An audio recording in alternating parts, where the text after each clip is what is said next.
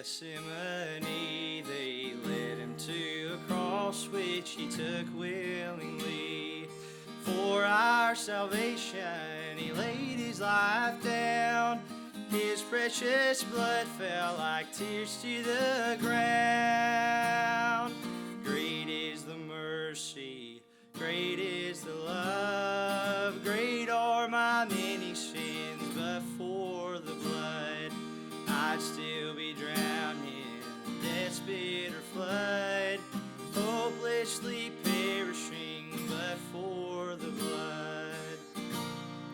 I tried to buy mercy with all my good. I tried to earn grace, but there's no way I could. If I gained the whole world, I'd still be lost without the blood Jesus shed on the cross. Great is the mercy, great is the love, great are my many sins, but for the blood I'd still be drowning in this bitter flood, hopelessly perishing, but for the blood. Great is the mercy, great is the love, great are my many sins, but for the blood I'd still be drowning in this bitter flood, hopelessly perishing, but for the blood I'd still be drowning in this bitter flood, hopelessly perishing, but for the blood.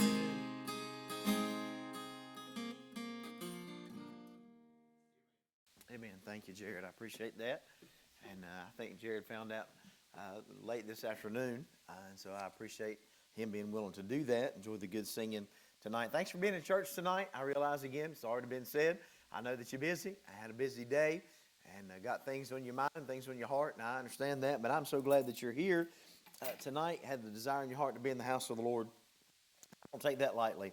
All right, let's go back to the book of Mark tonight, chapter number 8. I told you last week I was going to preach a two-part message, and I know it's still part of our series in the book of Mark, but we talked about lesson number 1 or part number 1 last week. We're talking about the life-changing question, and we're going to see two other questions tonight, but they're going to stem from the original question. And so if you weren't here last week, that's okay. We'll get you caught up really, really quickly. But once you find your place in Mark 8, would you stand with us? Now, I'm not going to read all of the verses that we read last week or at the first part. We're just going to read sort of a front section and then the latter section, and we'll be drawing our text from the latter portion of this tonight. Down in verse number 27, the Bible said this, and these are familiar passages. This is a very familiar passage. One of the most significant statements that Peter ever made, you find and that's what we talked about last week. And Jesus went out and his disciples into the towns of Caesarea Philippi. And by the way, he asked his disciples, saying unto them, Whom do men say that I am? And they answered, John the Baptist, but some say Elias, and others one of the prophets. And he saith unto them, But whom say ye that I am? Now that is the greatest question in this life that you'll ever answer. Who do you believe that Jesus really is? What is your opinion, or what is your belief, your faith in who the person of Christ is? And Peter answereth and saith unto him, Thou art the Christ. And he charged them that they should tell no man of him. Now let's jump down to verse number 34. When he called the people unto him with his disciples also, he saith unto them, Whosoever will come after me, let him deny himself and take up his cross and follow me. For whosoever will save his life shall lose it, but whosoever shall lose his life for my sake and the gospel's, the same shall save it. For what shall it profit a man if he shall gain the whole world and lose his own soul? Or what shall a man give in exchange for his soul? Whosoever therefore shall be ashamed of me and of my words in this adulterous and sinful generation, of him also shall the Son of Man be ashamed, when he cometh in the glory of his Father with the holy angels. Would you bow with me one more time in prayer? Brother Jason, take us on in prayer if you would. Amen. Thank you for standing. You can be seated tonight. So we started last week by stating that this was, again, a two-part message. And we talked about this thing of a declaration of faith in Him. And again, this is going to be the reference point that everything is going to come back to. Everything in your Christian life, and we are going to talk about a Christian walk and a Christian life as we get to the main part of the message tonight. But everything in that aspect of life is going to stem from how you answer this question of who you think Jesus is. Everything is going to stem from what your fundamental belief system. Now, understand this. When you are asked, or when you ask yourself that question, you must answer that question honestly, not in a way that you think is the right answer. And let me explain what I mean about that. There's a lot of times that we know the answers that people are looking for. We know that. If you've been in church any length of time, we know the lingo, if you would, if that's the right way to say it.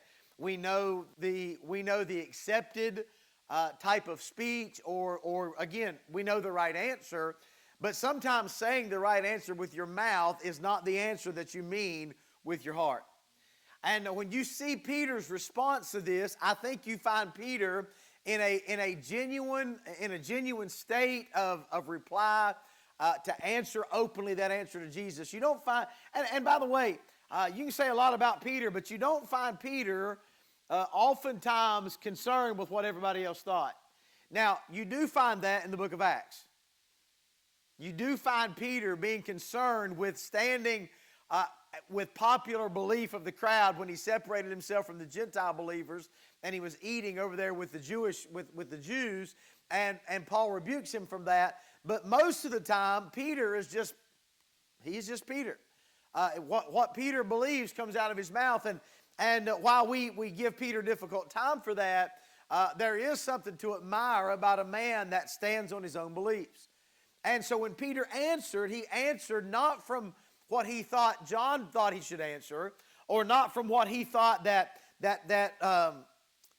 Andrew or Simon or anybody. He answered what Simon Peter really believed from his heart. And so where you believe, or how you answer this question from genuine heartfelt belief, will determine how you live your life as we get there. So we talk about Peter's declaration of faith in Him, and then Jesus gives, and we didn't read these passages, but a description regarding the future of Him. And essentially, Jesus just prophesies or tells of His death and His burial and His resurrection. And He talks about, how He'll be forsaken. And this is where Peter spoke up and said, "Not so, Lord."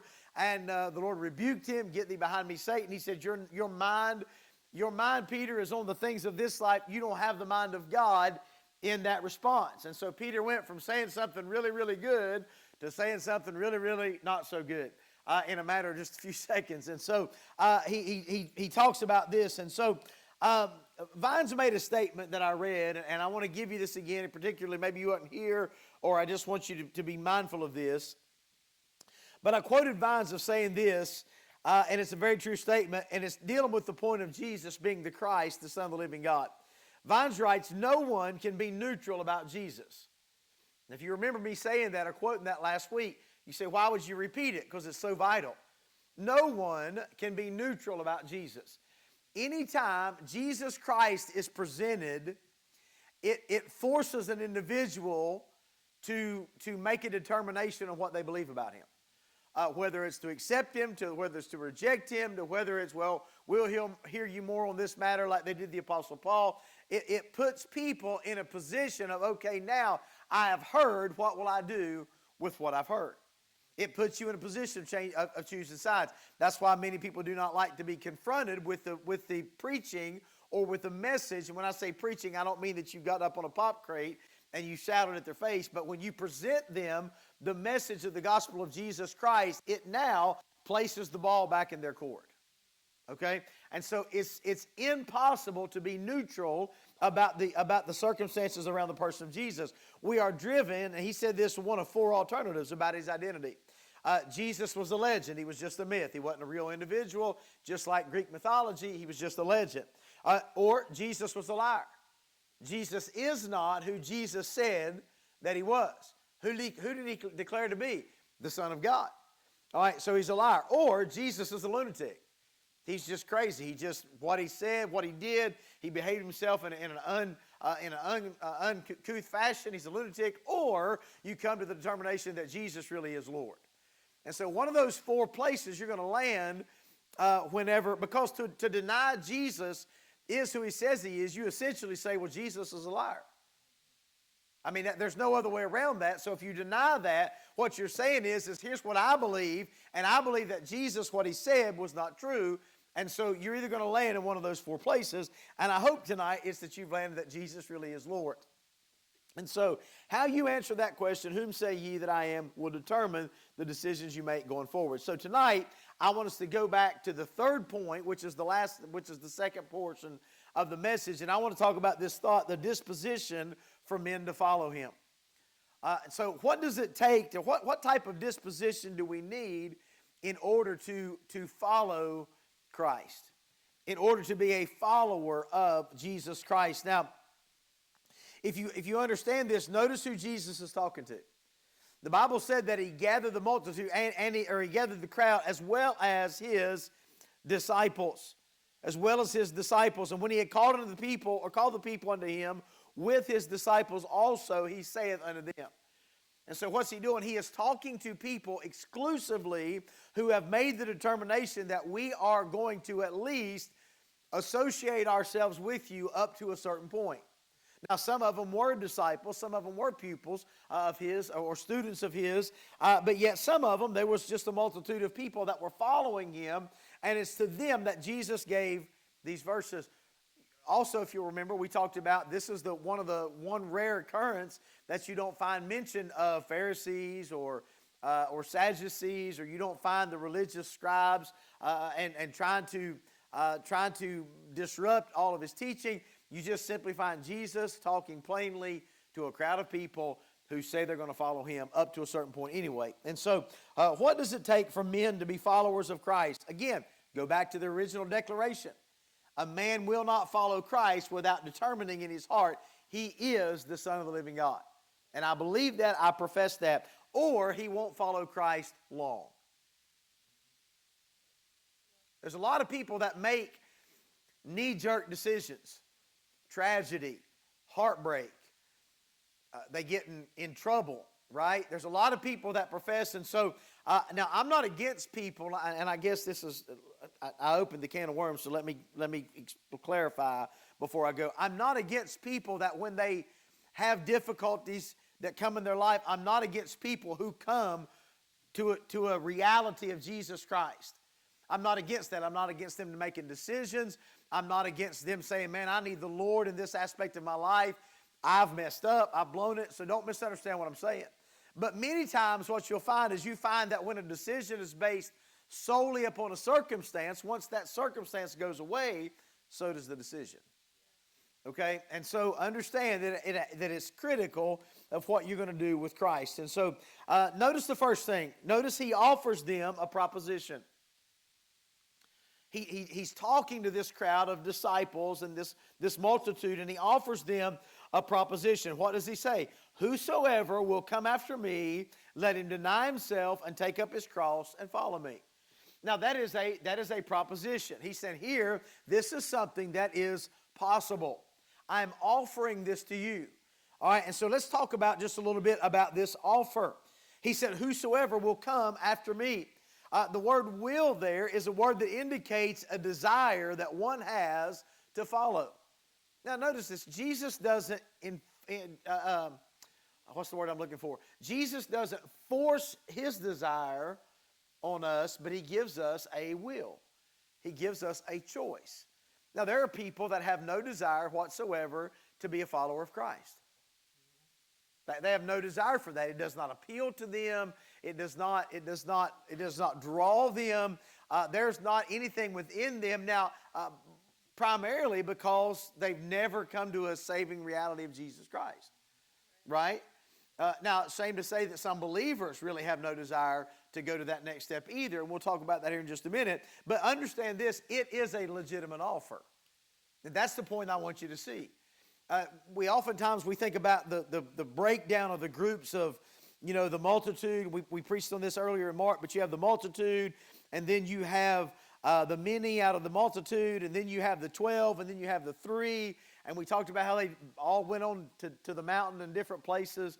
And so I understand that not everyone is going to fulfill the same role, but Jesus says, whoever has a desire to follow me can.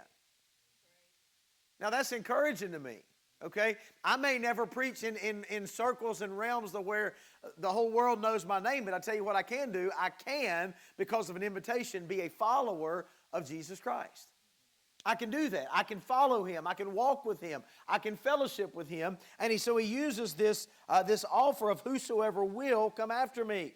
Now keep in mind, it's going to depend on that answer. Who do you believe Jesus really is? It's going to depend on that answer. I like the word whosoever. I'm glad to say and to preach that Jesus really is a whosoever will kind of God. Now, we talk about whosoever will regarding salvation, and I do believe that. I'm a whosoever willist. Listen, I'm not a Calvinist. I don't believe that God predetermined some to go to heaven and God predetermined some to go to hell. I don't believe you find that in Scripture. I'm not a Calvinist. I don't know that I've got even a little bit of Calvinism in me. I believe wholeheartedly that God is a whosoever will God. But it's not only in the area regarding salvation, he's also a whosoever will type of God in the area of servicing and following him. You say, what are you talking about, preacher? I'm just telling you, God has made it possible for us to follow him. Now, can you put yourself in the reality of that for just a minute? I'm not going to ask you how many of you think you're really pretty special people, because you probably either raise your hand and be arrogant, or you be, too humble to admit that, right? But the reality of it is we're really nothing to write home about, right? And yet the God of heaven says, hey, you can be a follower of me. We look at the 12 oftentimes, and Scripture has made much of the 12 or the 11 and the Apostle Paul, but the Scripture has made much of them and how that God used them mightily, and we put them in this category of, man, they were Jesus' disciples. But understand, Jesus had a lot of disciples, and Jesus still has disciples. He really does. Now, we don't have a title, and I'm not going to put the Apostle Cantrell on our van, okay? I'm not an apostle. I've not seen Jesus in his resurrected form. But Jesus has disciples. Jesus has followers, and Jesus has invited that whoever has a desire to follow him can. Man, that's humbling to think about, that Jesus is allowing me to be numbered with those who would follow him. Those of you that's ever enrolled in classes, sometimes classes are, man, there's a limited number of people who can sign up for that class, right? And so once that class is full, you're either put on a waiting list or you're just going to have to take the class at another time. Why? Because it's full. And only a certain number of people can fit into that classroom. I'm thankful that the class of God never fills up. I'm thankful that whosoever desires to take his class, whosoever desires for him to be their teacher, whosoever desires for them to be their rabbi or their teacher, whosoever will can follow him in their course of life. It's a legitimate offer, okay? And then he gives us the order of things. All right, now just because you have a desire to do that does not mean you do that your own way. We don't like qualifications.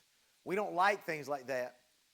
And, in fact, we don't like rules and regulations and guidelines because, they're all legalistic and we're wicked and all that. Well, let me just tell you, God has a designed order of how things have to happen. Okay, you're not just going to write your own book. You just don't write, there's an order, and God gives us the order. Now, understand this. Please understand this. Being a disciple did not come cheap. It cost them something. Being a follower of Jesus Christ cost these men something. Now, oftentimes we read this and we think how great it would have been to have been with Jesus as he was teaching. How great would it have been to have been there when he was doing the miracles. How great would it have been to watch Jesus stand and declare himself to be the Son of God. How awesome would that have been? But we take very little into account as to how they were ostracized from society. How oftentimes they left their own family. Their family disagreed with them. They walked away from their Jewish heritage. Why? All at a price that they might be a disciple of Christ. All right? Because there's an order of things, and so Jesus gives them that. All right, so what is the order? To come after Christ. Whosoever will come after me. Now, there is a difference between the terminology of come after me and follow me that he says is the difference. All right, we'll talk maybe a little bit about that, but the phrase come after me is something that is determined once and for all. I have decided once and for all, and it's settled that I'm going to be a follower of Christ. Hey, can I tell you this, child of God? Can I encourage you to do something? Would you, by the help of the Lord, we're finishing out this year. We're getting ready to go ahead into 2025. Would you determine, maybe you've never done this, and you said, preacher, I know I'm saved. Would you determine that the Lord would help you, and once and for all, you're going to sell out and decide, I'm coming after him. I'm going to be a follower from him. I'm going to settle it. I'm not going to, I'm not going to follow him a while and fall back a while, and then follow him a little while, and then fall back a while. It's literally whosoever determines to settle it in their mind, and they have a desire to identify as that, and to jump on board, if you would. He said, whosoever will, man, they're welcome to come. Okay? And so what are the orders? He said, well, if you're going to do it, first of all, he said, let him deny himself. Man, that's just rough right up from the get-go, isn't it? Because we like us and what we like. Let him deny himself. American people have a difficult time with denying themselves. We do. We're a spoiled people. You ever really thought about how easy we have it? Preacher, I don't have it easy. Man, I'm working all these hours. Listen, let me tell you, as Americans, we got it easy. Easy. You know, turn on the news. Go, take a trip to a foreign country. Just take a trip. Spend the money. Take a trip. You say, why? We got it easy. And we know very little of self-denial. And you can fill out to a whole plethora of categories. From entertainment to food to, we know little, very, very little about self-denial. But yet Jesus said, let him deny himself. Now, he's not necessarily talking about a particular thing or instance, but what it literally means is this. It means to forget oneself or to lose sight of oneself, listen to this, and one's own interests. We are the champions of self-interest. I want what I want. Man, there's so much division. There's so much strife among God's people. Do you know why? Because we are championing our own self-interests. This is important to me, so it should be important to everybody. This is what I want, and I'm not going to cave on that because you don't want it. And I mean, it's all literally about a refusal of self-denial. That's what it is. To admit, to say, listen, this is what I want, but what Jesus desires is this, and so I'm going to die to myself that his will might be done. All right, now what are we trying to do? We are trying to follow him, right? We're trying to come after Jesus.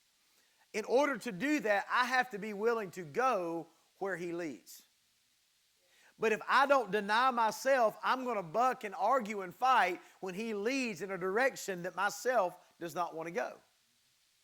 Now that's a simple analogy to understand this. But can I ask you something to ask yourself honestly? And it's something that I've got to ask myself. I got enough to take care of with me. You figure you out. I'm going to tell you, there's a lot of times that I believe the Lord leads that, man, inside of me is fighting. Inside of me is struggling. Inside of me is, Lord, I don't want to do that. God, I don't want to do that. And Lord, that's going to be difficult. That's going to be hard. Listen, he said, let him deny himself. Let him deny himself. To die to one's own self and one's own interest. That's saying, God, whatever your will is, that's what I want for my life. God, whatever it is, whatever you choose for me, I'm going to trust you. till the end of my time. All right, and then he says this, to take up his cross. By the way, deny himself, take up his cross, and follow. All of those terms are given in the imperative. All right? In other words, it's a command of God. It is not a suggestion. Follow me, and if you decide to come after me, I'd like this for you. No. He said, this is how it's going to have to be. If you're going to follow me once and for all, this is how it's going to have to be. It's not because he's a dictator. It's because if I really acknowledge him as Lord, that we talked about before, then he is going to have to be Lord of my life. Right? And so he said, deny yourself, take up his cross. All right, that's usually used by those who, on behalf of God's cause, don't hesitate to cheerfully and manfully bear persecutions, troubles, or distresses. Preacher, listen, that just shoots holes in the health and wealth prosperity gospel all over the place. Health and wealth prosperity is if you love Jesus, you're right with God, you're going to be wealthy and you can name it and claim it and you can have nice things and you can live a cushy lifestyle and you can do all of these things. That is not a scriptural premise of those who follow Jesus. Okay? So preacher, it's hard. Sometimes people make fun of me. Listen, it is a scriptural principle that sometimes we're going to have to endure some hardness. Sometimes we're going to have to make some difficult decisions in leading our families. Sometimes we're going to have to make some difficult choices in standing in our society. Sometimes we may get mocked or scorned because we are standing. You know what he says? He said, listen, take up your cross and follow me. That is, the picture of Calvary was a brutal place. They understood the significance of what Roman persecution and what Roman crucifixion would have looked like. Jesus did not use terminology that was lovely and beautiful and flowery and easy. He was not trying to talk them into something and not letting them know what they were getting themselves into. Listen, I think sometimes we're not doing anybody any favors, and I don't think you ought to try to talk people out getting saved. Don't misunderstand what I'm saying. But to make promises to them that just aren't so. Let me tell you, it costs something. It costs something to live for Christ. Let him deny himself.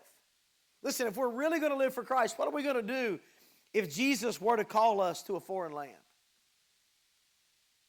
What will we do when Jesus calls us to do something that we don't understand necessarily all of it? And I know sometimes that's the extreme. God's not going to call all of you to Africa. Take a deep breath. But are you open if God was to move upon your life?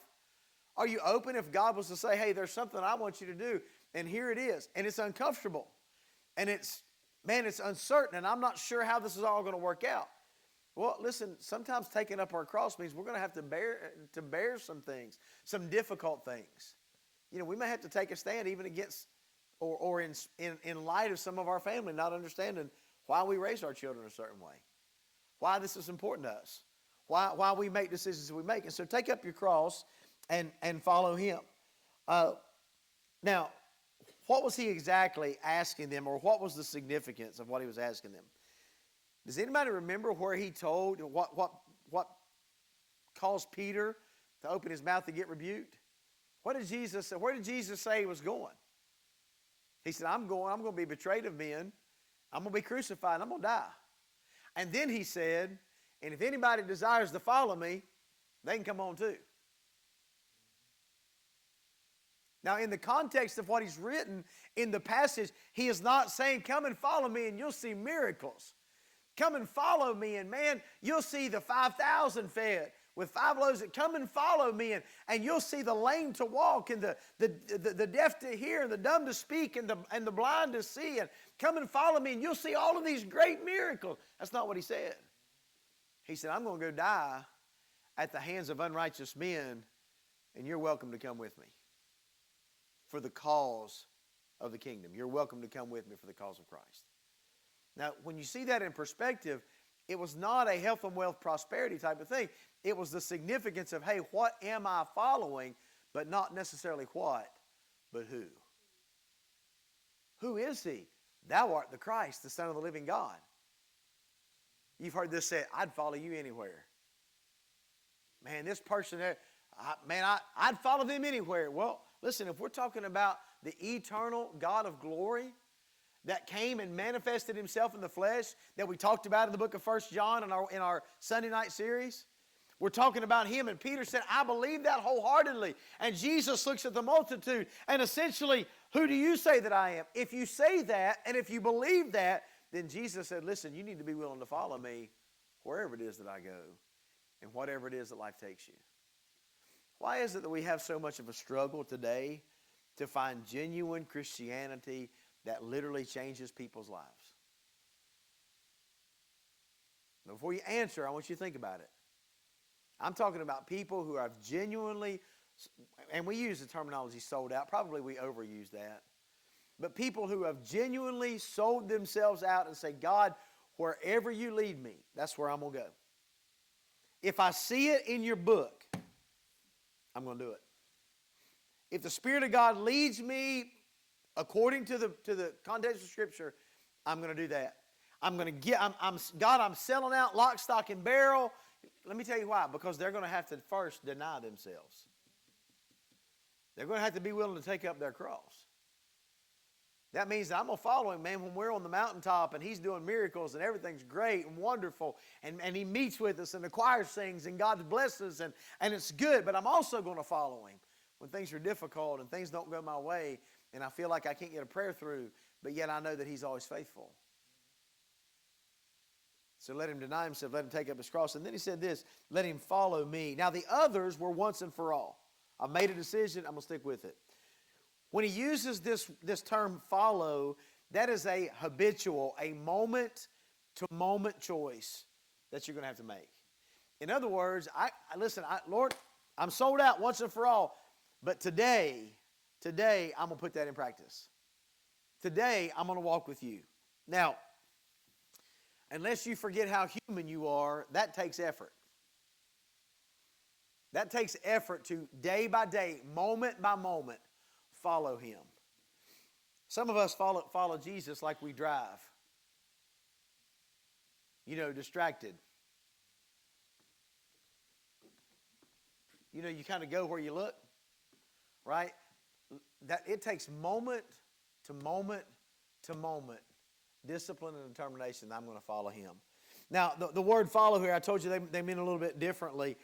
It means, and I hate to, don't go uber political on me. It means to become a disciple of, to join one's party, to cleave steadfastly to one. Listen to this, to conform wholly to his example in living and also in dying if need be. That's what it means to follow him. To follow him. It means this, to take the same road as. Have you ever followed anybody? And by the way, some people are easier to follow than others. Some people, when they say, oh, follow me, and they forget you're even back there. When you're following somebody, and Mr. Jeannie's looking at me. She did like through Atlanta, Mr. Jeannie, you got to get with the program. We don't have time to play about it. We got to go. But, when they forget you're there, and they're trying to make it around that car, and you're on a 2-lane road, and they get to a dotted line, and there's just enough room for one car to pass, and they pass and go on, and you can't get around. You're like, man, what in the world? I'm trying to follow you, but I can't get there. This word means, it would not be how you follow in a car behind each other, but it literally means to be a companion of or to travel with somebody. In other words, that you're not going to say, hey, you need to stop and let me out of the car. You're crazy. Okay? I've rode with some people like that. All right? But it literally means to be a companion of or a traveler alongside of. So when Jesus invites us, man, think about this for a minute. When Jesus invites us, it is not as if he is way over here saying, come on, listen, what are you doing? Speed up, catch up. What is the problem? Come on. Am I going too fast? Am I going too slow? Come on, catch up. No. It's literally Jesus is inviting us to, hey, listen, won't you come and travel with me? Moment by moment and day by day. Is that not how he traveled with his disciples? When they walked together and they talked and he instructed them and it was personal. Listen, it was a very moment by moment thing that Jesus invited them, hey, if you want to come after me, anybody's welcome to do that, but here's what it's going to take. It's going to take dying to yourself. It's going to take being willing to take up your cross. But it's also going to be, you're going to give your life to living with me moment by moment by moment. Intentionally, intimately, and deliberately. And so following him. And so he gives the first one. Now let's pick up the pace a little bit. Because the second thing, he's going to state a paradox. I'm not talking about two ducks in a pond, okay? A paradox. What in the world, preacher, is a paradox? Some of y'all are looking at me. What is a paradox? Well, a paradox is very simple. It's something that's seemingly contradictory, but in reality, it makes perfect sense. Okay, and so that's a really quick definition of that. Okay, and so although Jesus would seem to be contradicting himself when he says this, there's a very direct message as to what he's saying. He doesn't say it. It's said with great intent. So he makes this statement. Are you ready? For whosoever will save his life shall lose it. But whosoever shall lose his life for my sake and the gospel's, the same shall save it. Now, what are we talking about? Let him deny himself, take up his cross, follow me. All right? So there's two things that you see in this paradox, or two details to consider. First of all, you find someone that's living a life of self. You have two options. A life lived for self. Okay? Living for yourself, which is opposite of dying to self. It's not profound, right? It's easy. All right, so whosoever will save his life, whosoever is living for the passions, because it's not talking about physical life, it's the word that we have for our word soul. Whosoever lives for the passions and those things of their own life, they're living to save their own life, their own soul, their own thoughts and feelings and animation. They're living for that. He said they're going to lose it. And whosoever loses those things, those thoughts, those feelings, those passions, those emotions that drive us and that motivate us, whosoever loses those things, they're going to find it. And so we see this, there's a living to the self, or there's a life of surrender. And again, obviously they're opposites, right? You know, I can't live for myself and surrender to God. I can't do both at the same time. I'm either going to live a life that's surrendered, or I'm going to live a life of self-satisfaction, self-subservience, right? All right, so again, he uses the word whosoever. For whosoever will save his life shall lose it. But whosoever shall lose his life for my sake and the gospel's, the same shall save it. So it's an outcome of choice to all who choose. So again, he says make a decision. I'm not going to make you be a follower of me. I'm not going to force this onto you. And today I'll tell you this, whether you're a young person or whether you're an adult, He's not going to make you serve him. He's not going to make you follow him. He's not going to lock you in a box. He's not going to put handcuffs on you and throw you in the back of his heavenly squad car and drag you all around. He's not going to do that. He's going to give you a choice. For whosoever will. So you're going to have to make the determination, number one, who do I really believe him to be? And do I really want to follow him? That's the choice that a preacher can't make for you. That's the choice that a parent can't make for you. That's the choice that you're going to have to make for yourself. But you're also going to be responsible for the choices that you make. So, preacher, I'm just a kid. Yep, and you're going to be responsible for the choices that you make. You sure are. And you'll stand before a holy God. You'll give an account for that which he already knows because he's given you a choice. All right, and again, he doesn't give this out of fear. This is not a message that he's raining down thunder and lightning and all. It's not that. He said, listen, here's just the fact of the matter of it. You choose. If you want to follow me, if you got a desire in your heart to follow me, you are welcome to come. I want you to come. Now, there's some things that you're going to have to be willing to do in order to be a true follower, but you're welcome to come. So essentially, Jesus is teaching this in this paradox. If you live for yourself to fulfill your strongest desires, the most passionate desires, you live for that flesh, you live for those things that oftentimes is the American dream. You know, we live for those things. You know, he said, what's going to happen is, in the grand scheme of things, he said, you're going to lose it. Not the things, not you. If that's all you see is things, you're missing it. He said, if that's what you are living your life, that is what's consuming, that's your defining life, is self-pleasure. It's self-fulfillment. He said, what's going to happen is one day you're going to live for all that here. He said, but you're going to miss it over there. You're going to miss it over there. You're missing the significance. You are exchanging the temporal for the permanent, and vice versa. You are giving up the blessings of the permanent that you may obtain for the temporal. Right? That's essentially what he's saying. I'll show you that from the last verse of the chapter. All right, and so he says you're going to have to choose. But if you deny yourself, you live not for the sheer purpose of self-gratification. Man, and I'm telling you, I can't stress this enough. Our society is permeated with living for self-gratification. This makes me happy. Okay, therefore I'm going to do it. Now, listen, I'm not telling you that you got to be miserable, live in a cardboard box, sell everything you got in order to follow Jesus. That's not what he's saying whatsoever. You've heard it said. How many of you have ever heard this little cliche, I guess? It's not what you have, it's make sure that what you have doesn't have you. Now, I know you say, well, preacher, that's just something that, well, okay. But think about in the realm of who would profess to know Christ, or even to profess to be followers of Christ, that they are consumed with those things that they have. And those things have them. Let me rephrase that.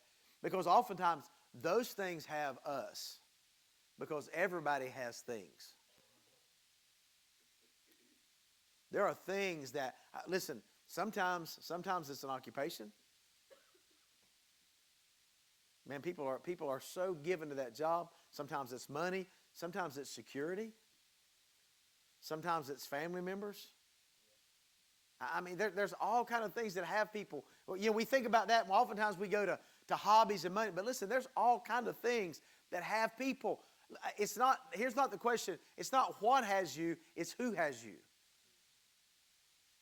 Whom do men say that I am? Thou art the Christ, the Son of the living God. Okay, have you made a decision to follow him? If so, deny yourself. Stop living for those self-pleasures. Because here's the reality. If you're living for soul self-gratification, you may have what you think is satisfaction here. He said, but there's coming a day that you're going to realize that I missed out on the most significant thing. I think about those who live a certain way, and they've lived a self-sacrificial life. And you look at them and you almost feel sorry for them. I think about certain missionaries. And man, you almost feel sorry that they're living in a certain way. And yet, they're happy. God's blessed them, and they're seeing people say, I'm convinced of this. I really am. Dr. R.G. Lee preached that message, Payday Someday. I got the book in my office. There's a payday someday. I'm convinced that there are going to be people who are honored when they get to the judgment seat of Christ, and we're going to step back with our mouth open and say, man, because then perspective is we're going to be there, and now the reward's coming.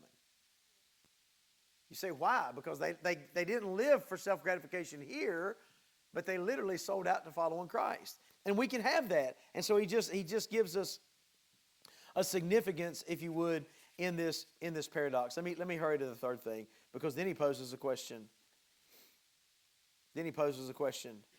Verse 36 and verse 37, and we often use this in regards to salvation, and rightfully so, but it's not just a matter of salvation, it's also a matter of our service. He asked this question, he said, listen, in this paradox, you can either save your life and lose it, or you can lose your life for my name's sake and my message, and you can save it. But then he said this, for what shall it profit a man if he shall gain the whole world and lose his own soul? Or what shall a man give in exchange for his soul? These are thinking questions. As a parent, sometimes you ask your kid a question, and they're not trick questions. It's just questions to make them think. These are thinking questions. Before you make a rash decision and say, oh yeah, I'm going to follow Jesus. Here's what I'm going to do. Or to say, there's no way I'm going to give up that. I'm young. I've got my whole life ahead of me. I'm not going to give up my life. I'll wait till I'm old and do that. Or to say, I've got to have a certain amount of money, or I've got to have a certain lifestyle, or I've got to have all these things. There's no way I could surrender and sell out to God for all of that. There's no way I could get rid of all those things and preach the gospel, or to take the gospel message across seas, or there's no way I could give in to a minute. Preacher, there's no way. He said, before you do that, let me ask you a question. What shall it profit? Self-gratification is how we profit within ourselves. He said, but what shall it profit a man if he shall gain the whole world and lose his own soul? So what profit is there? All right, and so again, it's a principle of profit, gain and loss. Gain and loss. And so, and is that not how we make choices? I make choices that way. If you ever sell anything, if you ever trade anything, before you do that, I really don't know of many people that are not looking to make a dollar or profit. Right? If I buy something, I want to buy something cheap enough that if I don't like it and I want to sell it, I can still not only get my money back, but I can make a little off of it. Some of y'all looking at your husbands like, that's a smart man. Right? We think about in terms of profit. When you take a job, most of us have taken jobs because of, and one of the first questions you ask, or that you want to know, how much money am I going to make? How much money am I going to make? As a matter of fact, I think that I've only taken one job in my life that I've ever asked how much money I'm going to make. For those of you who haven't figured it out, it was this one I didn't ask about. You say, why? Man, we're concerned with profit. This is the only one I've ever been convinced that God was calling me to. But man, we think by means of profit loss. Profit and loss. Oh, that was a bad business deal, preacher. Yeah, that's nonprofit. All right, so we make our decisions based on profit and loss, right? All right, and so Jesus said, hey, think rationally. What profit is there if you gain the whole world because you've decided that you're going to live for self-gratification? You get all of the lifestyle that you want. You have all the money that you want. You have all the toys that you want. You have all the prosperity that you want. You have all the popularity that you want. And yet, you've gained everything in this world, but you lose your own soul. Now, before you make your decision, he said, I want you to think about it. Answer that question for me. And that's what Jesus poses to his disciples. So it's a principle to live for personal riches, temporal happiness, a life of ease and comfort. It's for you to analyze, is it better to gain everything here but give up everything there? Which is better? Now, that's under the assumption that when you leave here, you're going there. Okay, I'm not saying that these people were lost. He's saying, are you living for life here or are you living for life there? But seek ye first the kingdom of God and his righteousness, and all of these things, your provisions, the bread, all that thing he says not to worry about in Matthew, shall be added unto you. So can I ask you, where are you living for? Where is your hopes and your focus? Your hopes and your focus. Listen, we are not to live for this place. Jesus said, I'm getting ready to leave this place. You're welcome to follow me. I don't know, Lord, I don't know. I mean, there's so much to gain, and I got this lucrative business. Okay, fine, but ask yourself this question before you make your decision. What shall it profit a man if he gained the whole world and loses his own soul? Oh, then let's look at the parameters of his choice. What shall a man give in exchange for his soul? You know, have you ever heard this said, everybody has a price, every man has a price? What's your price? What is I don't mean what's your price, what's it going to take to get you to serve God. I'm asking you how cheap you're going to let it go. What's your price? Because I'm going to tell you, people are selling out on God for a whole lot cheaper than what he's worth. So, what would you give? What would you have to have here in order that you would live for here rather than there? Man, I'm afraid in our movement, we have way undervalued the there and sold out for here. Sold out for here. You know, we live in the land of I don't want to say this. How do I say this? Most of our merchandise that we buy and that we get is really junk. It don't last. You know, it's a dime a dozen. And, Now when we get it, man, it's shiny and new, and we ooh and ah over that. And I can give you an example. Cell phones. How many of you have your first, all you iPhone people, how many of you ever have don't answer because you just got one. But if you've had an iPhone since iPhones first came out, does anybody still have their first one and use it regularly? All right. How many of you have had an iPhone for 10 years or more? 10 years or more. You still have the first one you had? Second one. Don't help me, Joe. I know you don't have the first one you got. You probably don't even know where it is. Now, here's the reality of that. Do you remember when I remember when I first got a cell phone, period. The first one. I think it was one of the StarTACs with the little pull-out thing, and it flipped up. You couldn't hear nothing on it. I mean, you couldn't hear nothing. But, man, it was a big deal. Listen, I'm going to really date myself. I remember when I got my first pager. Yes, pager. Walk into church like this. My pager on. I'm important. Pager on.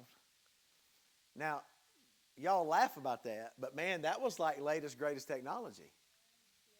That was like, there are, to have that little first StarTAC or Star, whatever it was called, that cost a lot of money. We gave up things to get that because we had to have this. And now, if we even know where it is, it's in a junk drawer, in a box, in a closet somewhere. And when you look at that perspective of what you have, even now, even those $1,000 iPhones, once you get the new one, so what will you give in exchange for your soul? How cheap are you selling it? How cheap are you selling out? You see, we're making so much of this life down here, and the older I get, the more I realize that, man, it's crumbling. It's crumbling. It's crumbling. I mean, everything I've got to have this, and I need this, and I want this, and from whether it's a job or money or things or possessions or lifestyle or a name or privilege or whatever you want to say. Man, before long, it's crumbling. So what is it that you're willing to say, okay, I'll take this here, and I'll just pass on that up there. We're almost treating the things of God like let's make a deal, and we're hoping that there's not a goat behind the curtain somewhere. I mean, we laugh at that, but I'm just telling you, when we look at the reality of the life that we're trading in order to have a life down here that's temporary, and we wonder why in the world it doesn't seem like we can follow him, or why in the world he seems so far away. And it could be that we've never gotten to the place to understand that what we're doing by denying Christ, we have literally exchanged that for this. So you answer the question, what would I give in exchange for my soul? What is my price? Because that's what Jesus said before you come. Here's your price. Now let's look at the fourth one, and I'm done. He gives a perspective, and it's just one verse, and I'm just going to read it, and you can sort it out. Whosoever therefore shall be ashamed of me and my words, look at this, in this adulterous and sinful generation. Essentially, if you're ashamed of me, you're ashamed of my words, and that's a present attitude, by the way. That's a present attitude. Lord, I mean, I don't want to. He said, well, that's going to, I'll be ashamed of you when we stand before my Father. And he talks about the coming, the kingdom, and all that. He talks about that in the other gospel accounts. But notice what he says in this adulterous and sinful generation. We are literally, if we're not careful, we are trading a moment-by-moment walk in relationship with the God of glory to fit in and to blend in with a wicked and an adulterous, sinful generation. And we wonder, why in the world does Christ seem so far away? It's not because he hasn't invited us to walk with him. It's because we have made a decision that I'm going to sell out from him, and I'm going to get mine while I'm here. I'm going to get mine. I know what God says, but I'm going to get mine. And it's okay because I'm going to heaven, so it'll be all right. But man, we are selling out. We are selling ourselves way short from what Christ has to offer us in a moment-by-moment walk in obedience with Him. So you ask yourself the question. Listen, it is literally, what do you think of Christ? What do you say of me? It is literally a life-changing question, because from that question stems a whole opportunity that we have to follow Him moment by moment and day by day. Stand with me tonight if you would. Miss Haley, will you come and just play a verse or so of invitation? And I just want to give you an opportunity to come around the altar and pray tonight and just talk to the Lord. You know, what would you give? Let me ask you this way as she gets ready to play. What are you now giving in exchange for what He has? What shall it profit a man? Tell me where the true value is, Jesus said. Is it really as profitable as you think it is? If he shall gain the whole world and lose his own soul.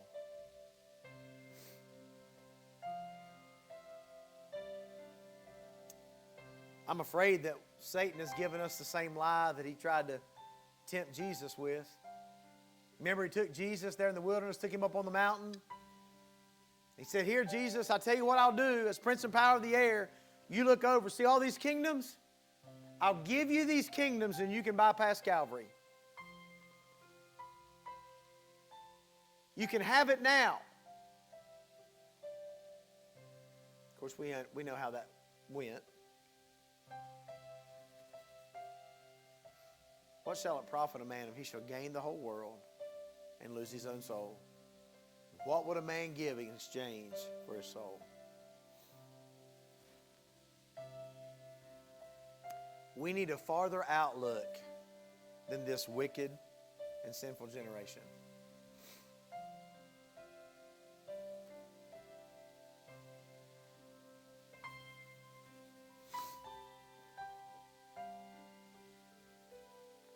Do some self-examining. Let him deny himself.